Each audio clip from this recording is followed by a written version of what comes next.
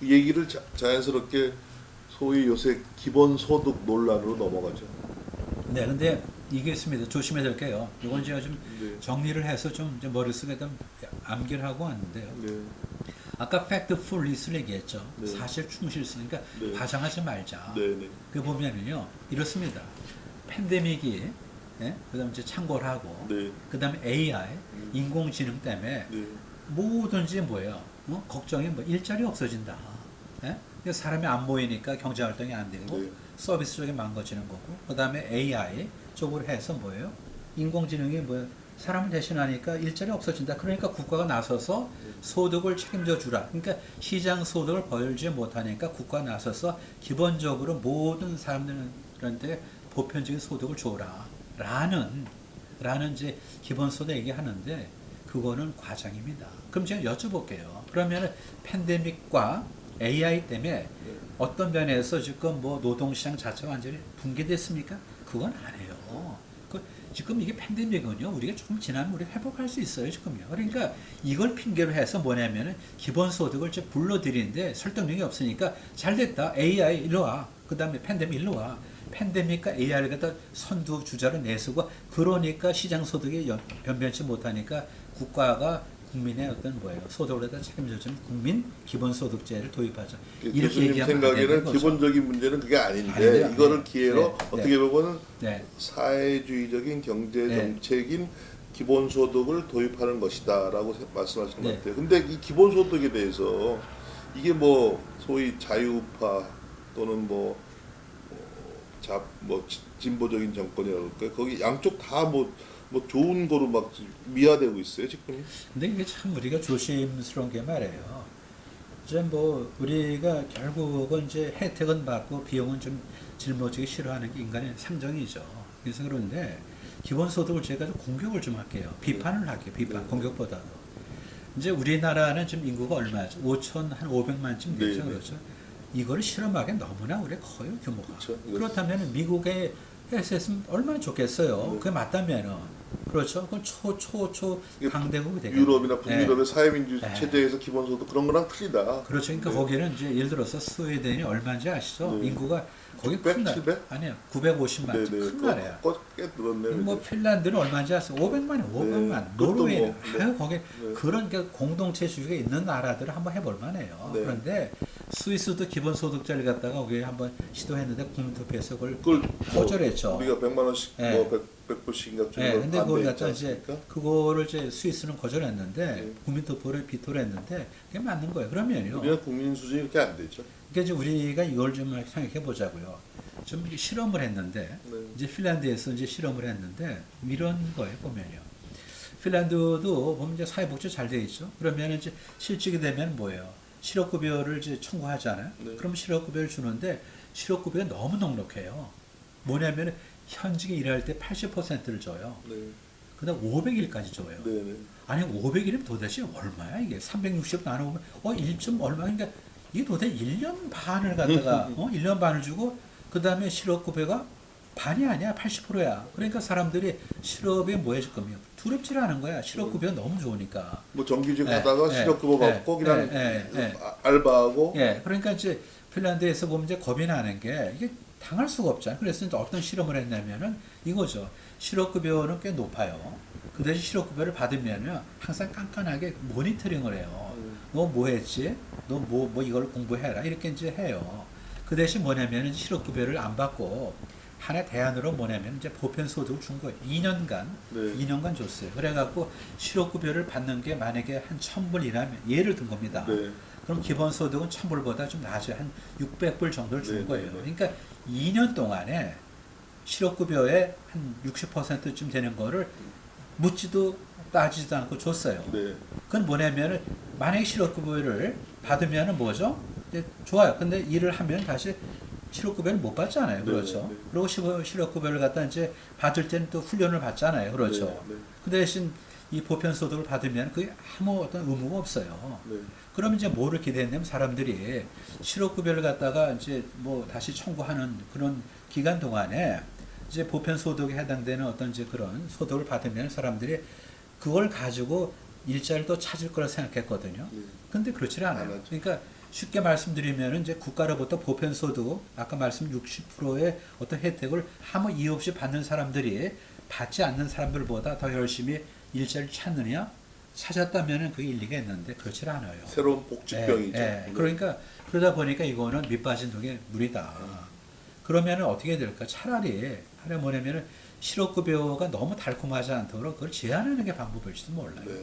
제가 가끔 이런 얘기를 하는데 우리 한번 이제 뭐 대학교 계셨으니까 저도 그래서 그런데 학생들한테 보면은 뭐 이제 안심 학기제를 생각해 보자. 요새 어떤 분이 이제 안심 소득, 그러니까 실업이 되더라도 국가가 보편적인 소득을 주면 안심 소득제다 말씀하시는데 안심 학기제가 뭡니까? F가 없는 거지. 그러니까 성적이 아주 나빠도 F를 면하고 네. 그러면은 심적으로 안정이 될 거 아니에요. 그러면은 공부를 더 열심히 할 것 같죠. 그러면 쉽게 말씀드려서 A하고 B만 주는 어떤 그런 시스템을 했다 칩시다. 그러면 안심소득이 뭐죠? 실업이 된다 하더라도 국가에서 주는 걸로 안심할 수 있는 어떤 그런 소득제가 있듯이 B하고 A만 준다면 안심학기제가 되는 거죠. 지금 교수님 안심 학점제가 도입됐어요. 네. 그러니까 그래요. 제가 부경대사 뭐 한두 과목 가르치는데 명예교수로서 이제 옛날에는 다 상대평가를 하던 건 애들이 뭐 학비 돌려달라 막 난리치니까 다 절대평가하는 거예요. 네. 그래서 말도 안 하지만 안심 학점제죠. 그러면 안심 학점제들은 공부를 더 합니까? 그걸 안 하죠. 여쭤보는 거예요. 그걸 여쭤보는 네, 거예요. 알겠습니다. 그걸 여쭤보는 거예요. 그러니까 우리가 보면은요, 제일 중요한 건 뭐냐면은 분명히 노력한 사람한테 거의 성과가 가야 되는 거고요. 그러니까 열심히 해서 A고 그렇지 않으면 A가 아니어야 되는 거고 그 다음에 A가 아닌 사람들이 나중에 다시 재수강해서 A에 갈 수 있으면 되는 거죠. 그게 패제부활전이죠. 그러니까 대학교가 똑같은 거예요. 사실 경쟁 원리니까. F학점 받아도 그 다음에 절치부심해서 A를 받을 수 있는 기회를 주는 거 아니에요. 근데 그걸 안 하고 전부 다 A, B만 주고 좀 현재같이 하면 공부합니까? 안 하죠. 여담을 하나 네. 말씀드리면 선배님 아다시피 제가 공문장교로 근무했는데 공사 생도들이 F를 받으면 학생이 난리가 나는 게 아니고 교수가 난리가 납니다. F 학점을 준. 그러면 얘기를 좀 마무리하겠습니다. 네. 교수님이 이제 오늘 여러 가지 장시간 동안 말씀해 주셨는데 교수님 뭐 빠졌다든가 좀 더 얘기하고 싶은 얘기 있으면 먼저 얘기해 보시죠. 근데 이제 미중 이제 뭐 패권 전쟁 갈등이 좀 골이 깊어지는데 한국의 선택이 어떻게 돼야 될까? 그 가장 중요한 이제 문제거든요. 결국은요. 어떻게 보면은 지금 뭐 미국을 중심으로 해양 세력하고 그다음에 이제 중국을 갖다가 이제 중심으로 한 어떤 대륙 세력이 이제 한국에서 부딪히는 거죠. 네. 지각에 이제 보면은 부딪히면서 그게 뭐 화산도 그다음에 뭐 해일도 생기는 건데 결국 한반도가 그겁니다. 해양 세력, 그러니까 미국, 그다음 일본, 그다음에 또 이제 대륙 세력, 그래서 중국. 네. 우리가 어떻게 좀 선택을 해야 될까? 그게 이제 이게 굉장히- 정치나 안보에서 얘기를 많이 하는데 교수님 생각엔 경제도 그렇다. 경제도 그렇고요. 네. 그러고 또 결국 뭐냐면 경제는 사실은 어떤 면에서는 종속 변수에 가까워요. 독립 변수일 수는 없어요. 그러니까 네. 이제 다른 것에 의해서 이끌려지면서 경제가 형성되는 것이 경제가 뭐 정치나 뭐 다른 걸 끌고 오기는 어려운데 그러면은 한미 관계를 보자고요. 그럼 뭐죠? 제일 먼저 뭐 군사 동맹이죠. 군사 동맹. 그렇죠. 군사 동맹. 그다음에 이제 FTA 등등을 통해서 이제 경제 동맹이 된 거죠. 네, 네. 그러고 나서 자유민주 시장 경제는 이념을 공유하는 이념 동맹이 돼야 될 것 같아요. 사실요. 그렇지 않으면은 결국은 이제 뭐 우리가 나머지 선택할 수 있는 거는 이제 사회주의 쪽에 이제 있는 그런 쪽으로 가야 되는데 그건 아닌 것 같고 그러면은 해양 세력으로 가는 것이 대한민국에는 더 도움이 된다라고 확실하고 그 다음에 이거를 양쪽으로 한번 대립시켜 보자고요. 우리가 경쟁, 그 다음에 개인, 뭐 시장 이게 우리 해양 세력이라면은 반대쪽은 뭡니까? 개인은 별로 없죠. 집단이죠, 보면요. 그 다음에 거기 자유가 있으니까 평등과 통제죠, 보면요. 그러면 자유 대신에 평등이나 통제, 그 다음에 시장 대신에 어떤 군집적인 어떤 그런 의사결정, 그런 쪽으로 갈 수는 없는 거죠. 그러다 보면 우리가 분명한 거는 자유민주주의 시장 경제에 충실한 어떤 세력과 손을 잡는 게 맞는데, 그건 미국하고 일본하고 뭐 그런 면에서 볼 때는 뭐 일체의 어떤 건 뭐랄까 선택의 여지가 없는 거죠. 당연한 선택을 하는 거죠. 근데 또 최근에 보면은 이인영 뭐 그 통일부 장관이 뭐 이런 얘기를 하잖아요. 뭐 군사 동맹도 앞으로는 이제 냉전 시대 논리를 벗어나서 평화 동맹이 돼야 된다. 이게 평화 동맹이 뭡니까? 그러면 평화를 위해서 모든 걸 묻자는 얘기입니까? 그건 아니죠. 그다음 또한 이수혁 씨도 보면은 주민대사인데 그렇게 얘기할 수 있나요?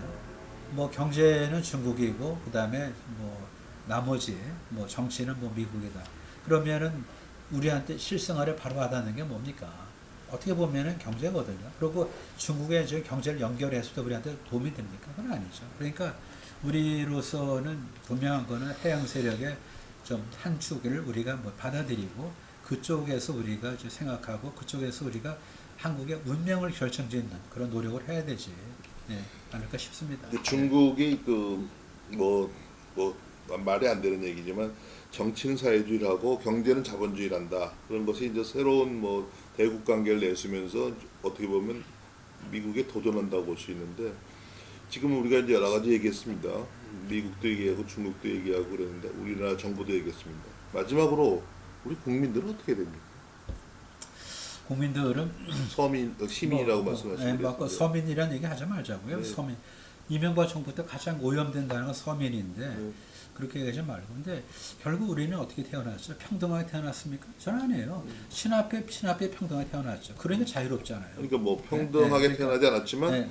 뭐 기회의 평등이 그러니까 있죠. 신앞에 평등하게 태어났죠. 네. 그만큼 평등한 거 이상 없죠. 네. 신앞에 평등하고 사람의 어떤 몸값 그건 다르지만 사람의 인격의 값은 평등한 건 맞죠. 네. 그 이미 평등하기 때문에 우리는 어디를 봐야 됩니까? 자유 쪽을 봐야 되는 거죠. 네. 자유를 보면은 평등이 보장되지만은 네. 평등을 보면 자유를 잃게 되는 거죠. 전혀. 그거를 우리 생각하면 특히 현재 이 시점에서 볼 때 굉장히 중요한 어떤 우리 가치, 그다음 이념 선택을 해야 되는 겁니다. 잘 생각해 보세요. 뭐가 중요합니까? 인프라? 그거는 뭐 도로, 뭐 항만 그렇지만 그것보다 우리가 뭐를 생각하느냐? 국가에 의존하고 국가가 뭘 하기를 바라고 그다음에 그 부스러기를 갖다 내가 받아먹고 산다? 그건 아니죠. 제가 제일 화나는 게 뭐냐면은 국가가 모든 걸 다 책임져 준다. 그러다 보니까 젊은 친구들은 뭐예요? 책임져 줘? 그래 거기서 뭐를 갖다 하나? 그것만 쳐다보는 거예요. 국가에서 흘리는 그 빵 부스러기를 갖다 관심 두고 그걸 주워 먹으려고 하면 되겠습니까? 그건 아니에요. 가난한 사람들한테 국가가 베푸는 어떤 시혜지. 그게 무슨 모든 사람을 다 책임져 줍니까? 다시 말씀드리면 우리는 신합의 평등에 태어났잖아요. 그 이상 평등이 없다고요. 그럼 우리가 뭐를 봐야 돼? 자유를 봐야 되는 거죠. 자유. 우리가 대한민국이 그렇답니다. 기업이나 개인이나 기본적인 국가 의존적 예. 그러니까 얘기합니다. 그래서 이게 시대가 바뀔 때 뭐 과거에는 기업도 국가의 도움을 받아서 차관을 받는다든가 지금도 국가가 뭐 잘못했다 이렇게 얘기한다든가 우리나라 민족이 기본적으로 국가 의존적인 지향성이 있다라고 얘기합니다. 교수님 장시간 동안 감사합니다. 네, 고맙습니다. 네, 감사합니다. 네. 그래? 얼마큼